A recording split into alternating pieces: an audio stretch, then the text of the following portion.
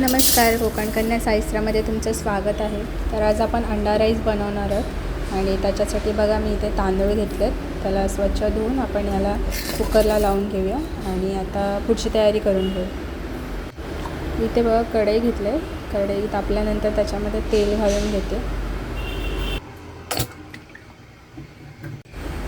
तेल आपलं गरम झालं आहे तर आता याच्यामध्ये लसूण घालते.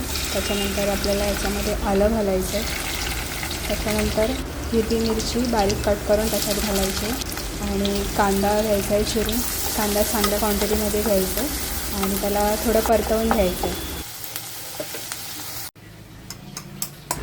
आता इथे बघा मी 3 अंडी घेतलेत. ते आपण फोडून त्याला मिक्स करून घ्यायचं आहे.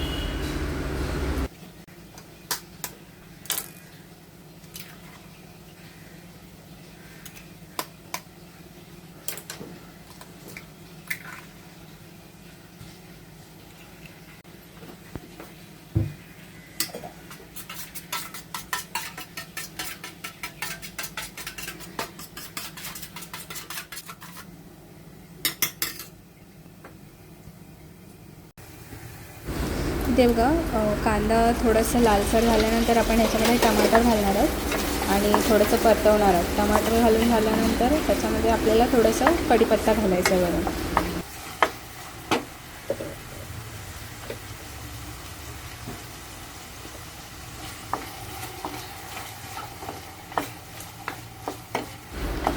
कांदा टमाटर परतल्यानंतर आपण याच्यामध्ये मसाला घालणार आहोत. तर सर्वप्रथम आपल्याला हळद घालायची, त्याच्यानंतर मिरची पावडर घालायची आणि गरम मसाला थोडासा, धना पावडर टाकायचे आणि अंडा मसाला घालायचा. त्याच्यानंतर चवीनुसार मीठ घालून सगळं परत मिक्स करून घ्यायचं जेणेकरून मसाले पूर्ण ते कांदा टमाट्यामध्ये मिक्स होऊन जातील.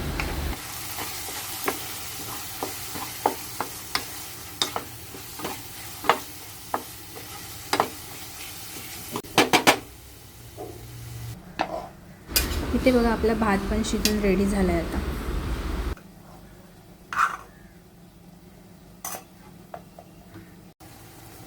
आता या ग्रेव्हीमध्ये आपण अंडा घालून त्याला छानपैकी मिक्स करून घेऊया.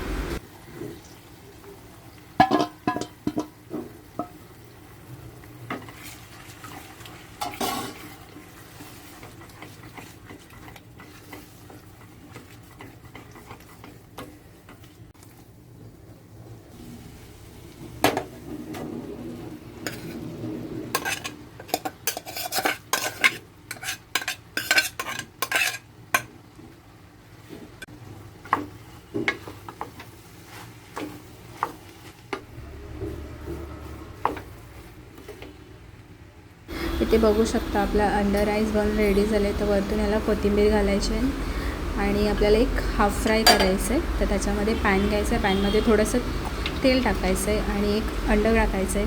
वरतून थोडंसं हळद मसाला आणि थोडंसं मीठ घालायचं आहे. इथे हाफ फ्राय आपलं रेडी झालं आहे. छानपैकी हाफ फ्राय अंडा राईसवरती घालून सर्व करून द्या.